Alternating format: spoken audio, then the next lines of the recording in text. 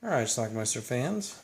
I'm going to watch a classic. This is actually the very first movie I ever had in my movie collection. The first movie I ever taped. It's called CREEPSHOW Horror Anthology. Let's check it out. All the kids. Want to know where this is going, Billy? In the garbage. Right into the freaking garbage. Now, you got any smart mouth about that? That's why God made fathers.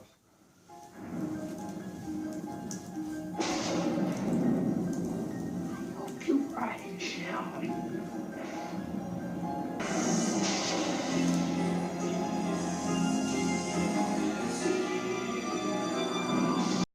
The first story in CREEPSHOW, first of 5, is called Father's Day.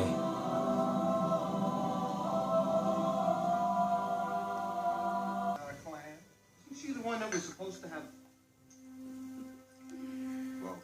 Supposed to have murdered. Bedelia loved her rather elderly beau, and her own father had him murdered. Yarborough was the guy's name, and he supposedly died in a hunting accident. Bedelia's daddy was an asshole.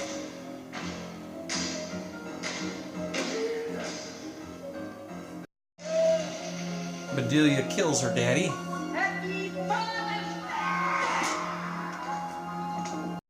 Bedelia visiting her father's grave on Father's Day. Peacefully.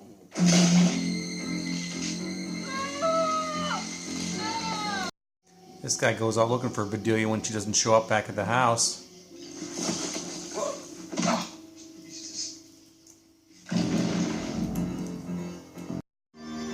He finds Bedelia's body and Bedelia's daddy.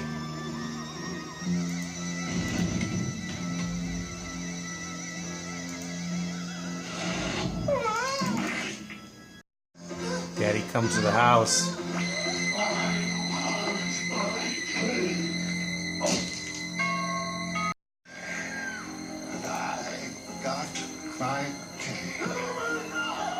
Happy Father's Day.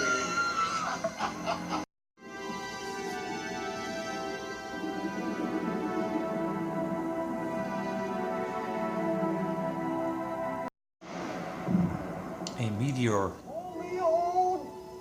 Stephen King.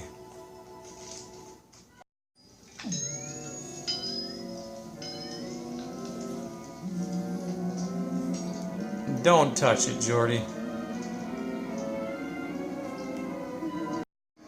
Of course, he did touch it. And now he's got meteor shit on his hands. As Jordy watches WWF wrestling, some thick weed, grass, green stuff is growing wherever that meteor touched. Jordy is now getting itchy.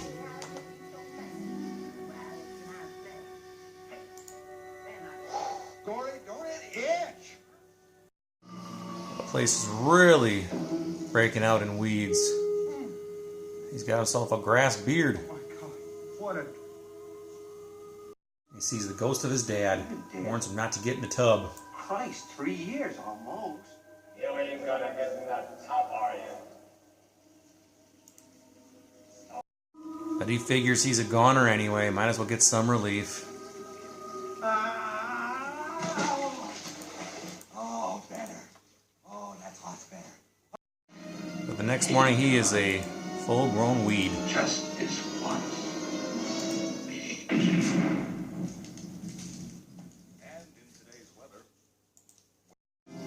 Story number 3, something to tide you over. Leslie Nielsen and Ted Danson. Come on, get out. You listen to me, Harry, and listen carefully, unless you let me in and talk to me something very nasty that happened with that guy. Leslie Nielsen's wife been cheating on him with Ted Danson.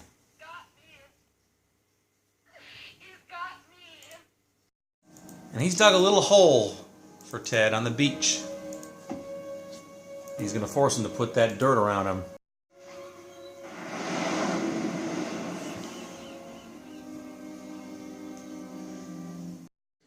And he brings up the video gear and shows a video of Becky and what happened to her. And He's gonna leave him there to watch TV.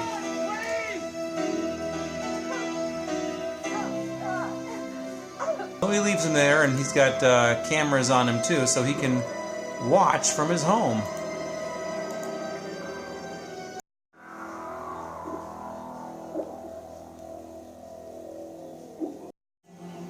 The next morning, the tide's back out, no sign.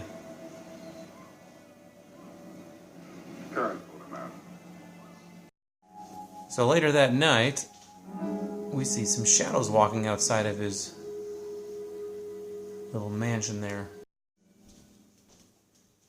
And he's got a couple of visitors.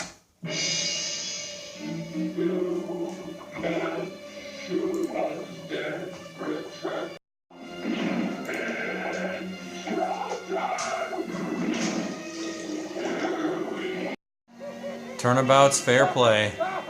I could hold my breath for a long time.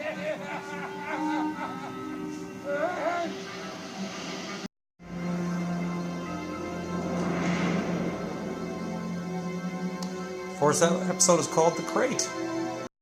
Janitor at this college finds an old crate from an Arctic expedition of 1834.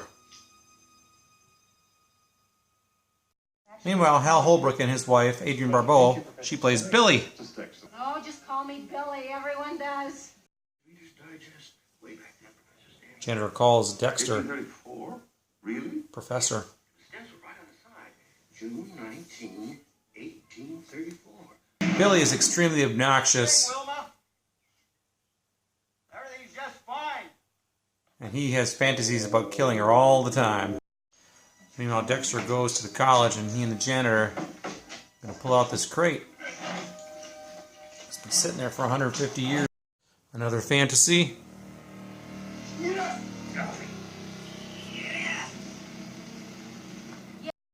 As they open the crate, I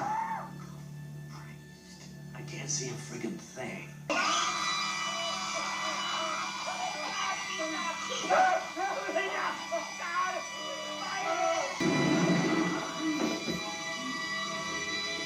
janitor is not going to survive this encounter. A little while later, I believe the creature is pushing its crate back underneath those steps where they found it.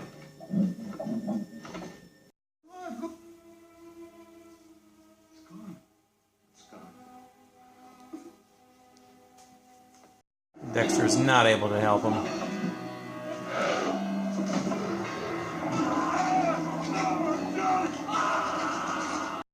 Dexter goes to Henry for help. It wasn't me. It was that thing in the crate. I don't even know what it was. What two people? Well, he heard the story and he decided to drug Dexter because he has a plan for Billy. He cleans up the mess at school and leaves a note. I've had to leave in a hurry because of a call from Dexter's family. He tells her it was girl trouble Creeping around down there. with a co-ed. Where's Dex? What kind of a mess has he gotten himself into? He pushes her under the steps because he wants to wake that creature up. Stop it! To call you Billy, you bitch! Stop it! Stop it! Henry, I'll scream! It took a little bit, but the creature does wake up.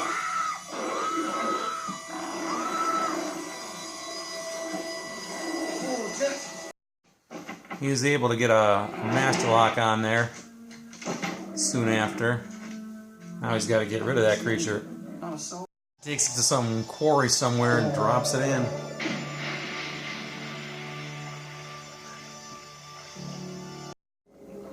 He goes back and tells Dexter about it. In our last scene, though,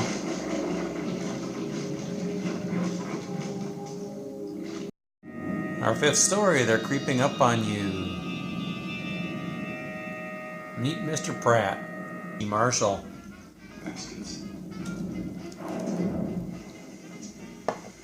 He's got a bug problem. He's a rich prick, businessman, and bug killer.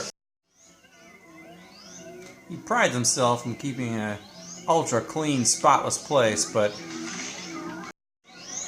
Pretty soon the bugs are everywhere. Cockroaches. I've got bugs. Everybody's got bugs tonight, and I don't have time for bullshit. No, you don't understand. These are cockroaches.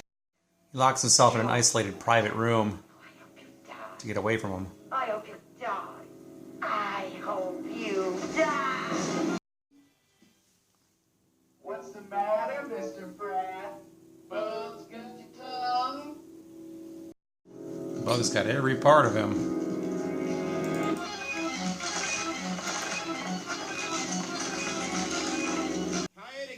Back to the beginning. The kid with his comic books. It's the kid getting his dad with that voodoo doll.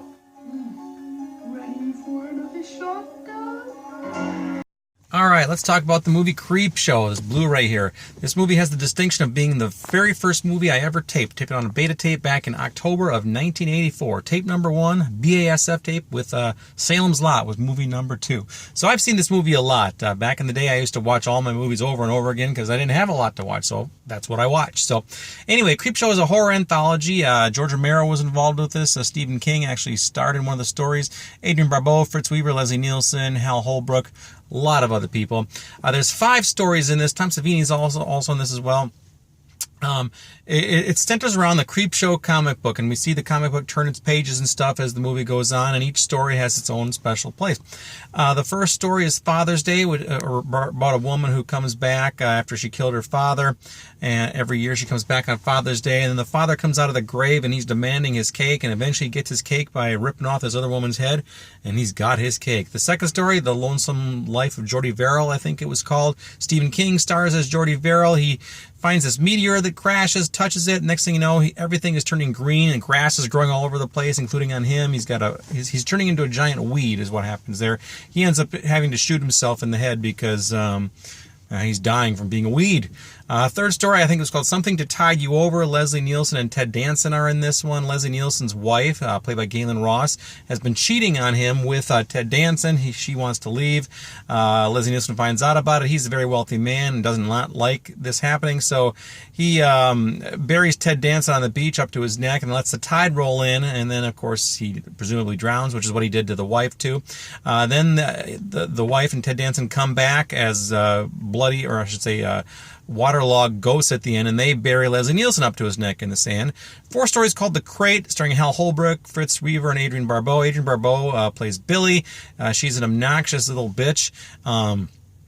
There's this crate from Antarctica from 1834. This creature's been in it. It's opened up and it starts killing people. So Hal Holbrook sets up his wife to be eaten by the creature, which works. And then ultimately he jumps the creature in the crate off of a cliff. But the last scene we show it busts out of there, so maybe it'll come back. Who knows?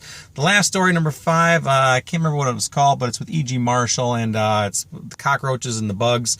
He's a neat freak. He does not like any bugs, anything, and then suddenly his apartment, he's an asshole too, gets overrun with cockroaches and kill him and come out of his mouth and everything else. So all along, this movie is looped along with this opening scene with the kid who gets his comic books thrown away. It was the Creepshow comic book, actually. And then he buys a voodoo doll and uses voodoo doll on his dad at the end of the movie. Ready for another shot, Dad? Anyway, I love this movie. It's a great movie. It's, like I said, the very first movie I ever taped, so I watched it a lot, many times. And they made a couple of sequels to this, Creepshow 2, which is halfway decent, and Creepshow 3, which I haven't really seen.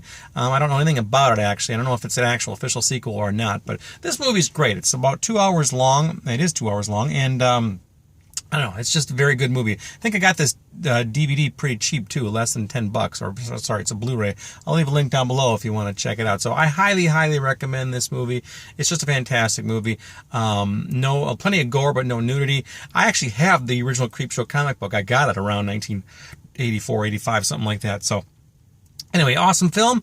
Let me know what you think about Creepshow. It's probably the best horror anthology out there, even better than those Hammer ones they made in the 60s and late 60s and 70s. So check it out. Leave some comments down below. Let me know what you think about it. It's called Creepshow. Watch it. Bye.